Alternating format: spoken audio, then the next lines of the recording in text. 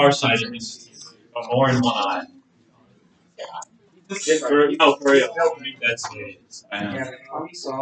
Okay, chapter 11. We're on page something. Like 79. 79, yeah. It's a great year.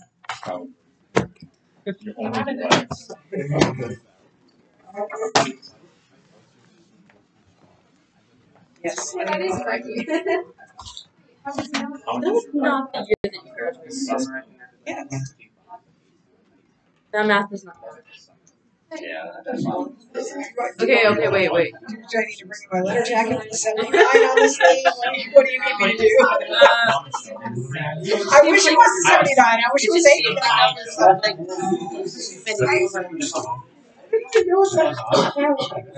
I know, I won't lie.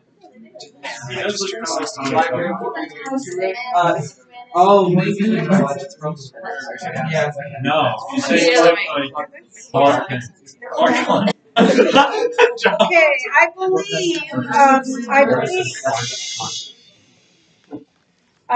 believe that we went through equip number 9. Is that correct? Talk about that. Explain how describing miracles. I remember We stopped at 7. So we haven't done 8 yet.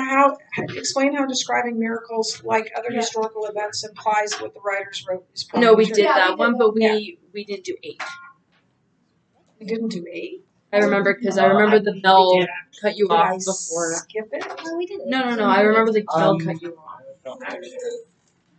How could we have done 9 and not 8? Okay, so we must be on According to 9. John's calculations, we did do 8 and 9. Okay, let's go to yours. Eli? Yeah, really. Stop it. Okay, so number 10. Number 10. Explain how abandoning their long-held sacred beliefs and dying for their newfound faith implies that what the writers wrote is probably true.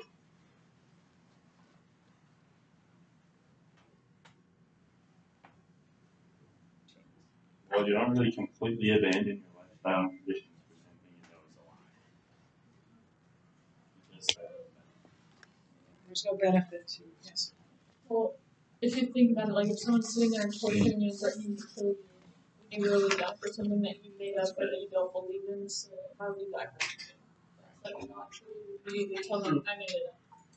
And I suppose you could find one completely insane human being who ends up dying for something he knows he's alive, but this is like a lot of people. A lot of people. Now, some of those people later on who died for their faith weren't in a position to know that Jesus for sure rose from the dead. But all of those disciples, and so 11 minus Judas, right? And Paul. Somebody asked for worse faith. Right. Like, was it Peter? Yes, we don't know this for sure, but church tradition says that he was to be crucified, and he asked to be crucified upside down because he wasn't worthy to die in the same manner as his Lord. We could all ask Peter that when we get to heaven, but that's what church tradition says, yes. Not only was it just the 12 disciples, there was also like a mass influx of like Pharisees and other like really big political historical leaders on top of it at this time. And it's like and weird, it's like all of them like were like how they were, and it's just at one point in time all of them just answer like the same thing. Right, and knowing what it would bring to them, guys, knowing what that would happen then, especially turning away from the very people who were killed. They took a lot of care to analyze like the laws of Moses, like most of it always like adhered to, and what ones they were supposed to keep and which ones they couldn't do away with because it was new ground for them. Mm-hmm. But they left the faith that they had been a part of for their entire lives, and they entire history. Yeah. Like, it Wasn't true. This is going to be a little bit controversial. controversial on YouTube. What do you think it would take for Mrs. Schrod?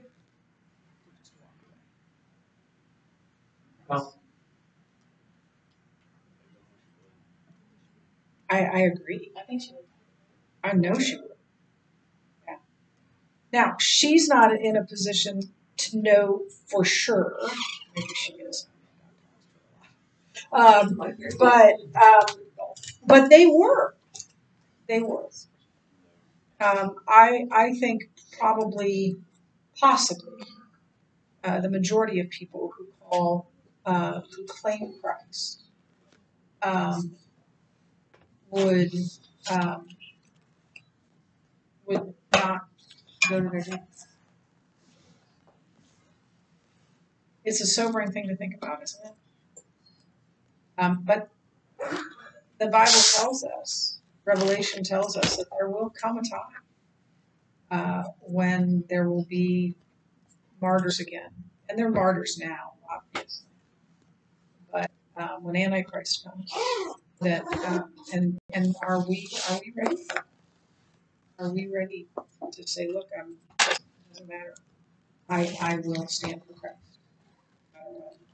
Yes. That reminds me of like an experiment I heard probably this year or last year for like summer, where like one speaker was like, okay, so you're working with Vladimir Putin, say what it is, and you're like his close advisor, and you're a Christian, but he doesn't know that you're a Christian, and he's like, hey, so there's like this group of some 80,000 people, and they're all within this belief system. I probably should get rid of them, and you're in this position of, oh no, what's going to happen to these people? Should you let them escape? Should you need to help them? And like people were like, okay, how many of you guys would tell him that you're a Christian? And like about 3 people said I wasn't one of them.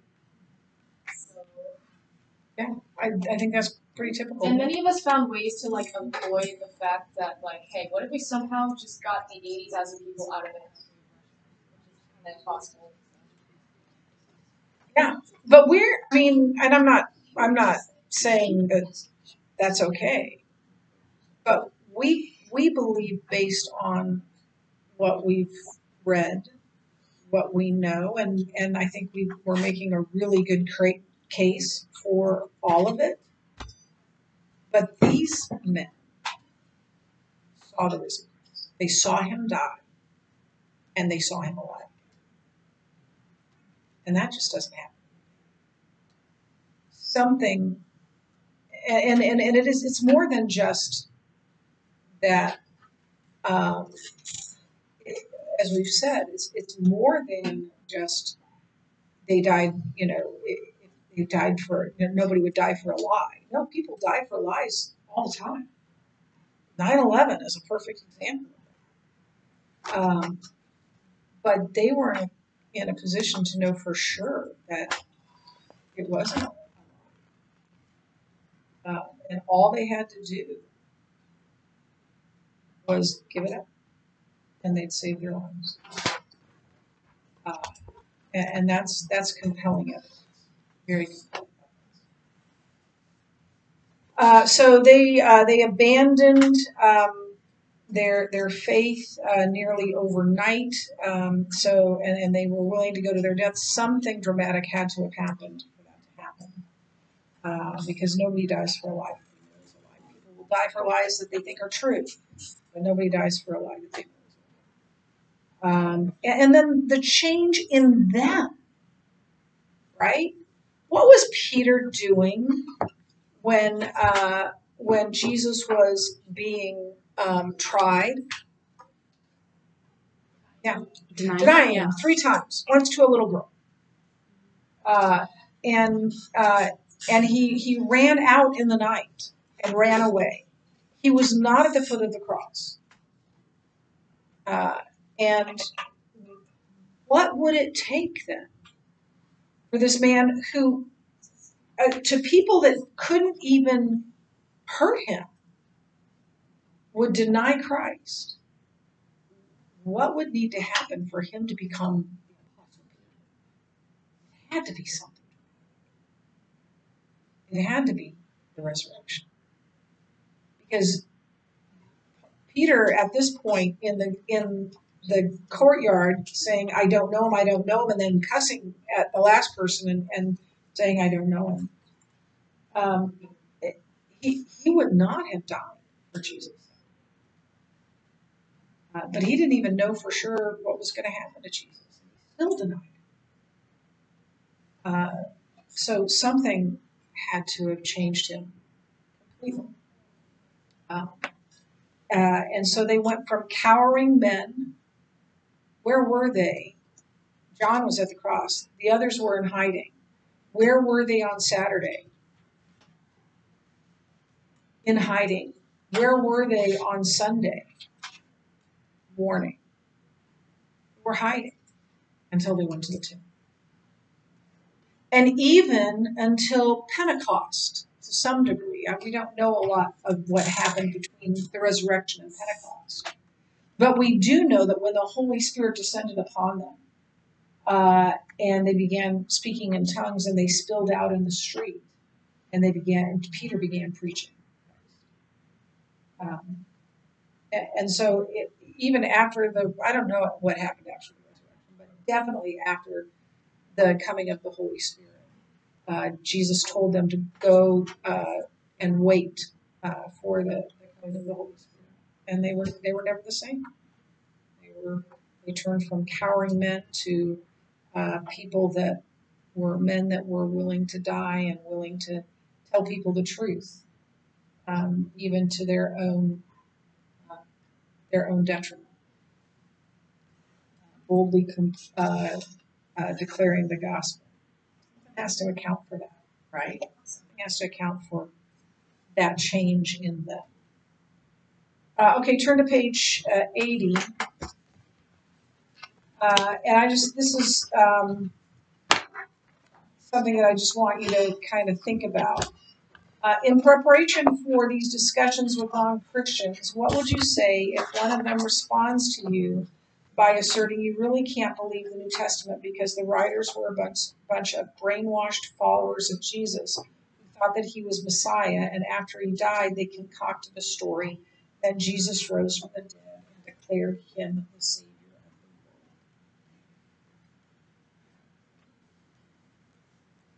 the world? How... I'm not going to ask you how you would answer that, but what I am going to ask you is to give some thought of what the answer is to that. And I'd like you to write that down on your page. What would be your answer?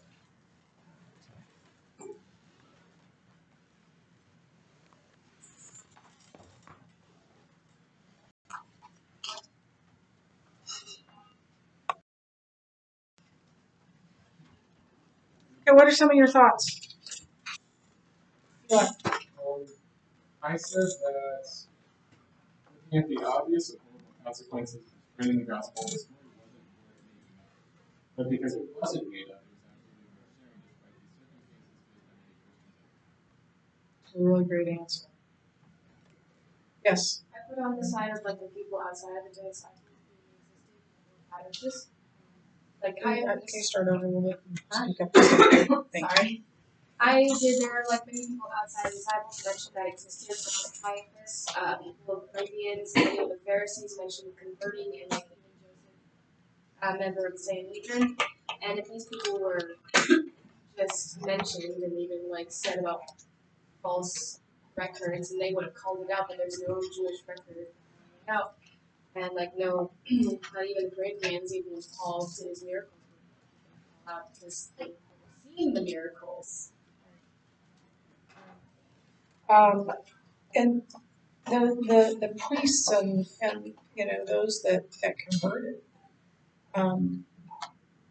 they knew what that meant for them, and yet they still trusted him.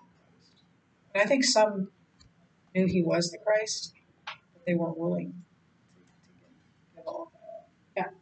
I'd say, like, from a logical standpoint, if you really think about it, for his 30-something years on the earth and, like, traveling around the old world, like thousands of people had witnessed to him, and for all of them to come together all across the world at the time and decide on like, hey, this is what we're going to say happened, and then start spreading that like immediately after this resurrection that they're supposed to make everything possible. Like it'd take many years for it to spread around the world. And they would have had no way to cope, even if they wanted to cope. Yes.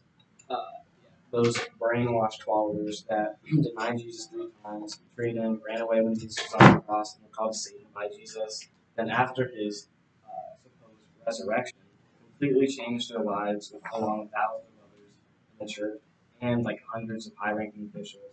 And eventually all died for this brainwashed faith except one. If they knew it was a lie, none of this would have happened. Not all those people would have converged. That just doesn't make sense. Yeah, honestly, I believe that it's those who say that the resurrection is false, that Jesus, whatever it is, they need to present their evidence for their theory. But they can't. They just say it's not true because nobody rises from the dead. And that is, well, that's pretty close to the truth, isn't it? I mean, that doesn't happen all the time. So yeah, they need to defend their position as well as we need to be able to do so for ours. They need to explain away everything that John just said. How are they going to explain that? Yes. I think there's a big difference between being brainwashed and absolutely convinced about something. Yeah, they were willing to die for it, and they defended it to their deaths, but that doesn't mean like some psychiatric thing would happen in that process. They probably wouldn't just for the truth. Right. Yeah. When you have a conviction of something that will cause you to behave in ways that you wouldn't otherwise behave. I have no doubt, not one whatsoever, that if anyone tried to hurt me and Josh was there, no ifs, ands, or buts, because he loved me, and I would do the same for my children. Something dramatic had to happen for them to be willing to die, because that's not what people usually do. And it has everything to do with Jesus' willingness to die as well. Okay, so for the rest of the hour, you can study for your quiz, which is on Tuesday of next week, your Chapter 11 quiz. I thought that was tomorrow. Oh, that is tomorrow. Yeah. That went fast. Yeah, that is tomorrow. That is tomorrow. There we go. It's a weird week. You put Justin. Yes, she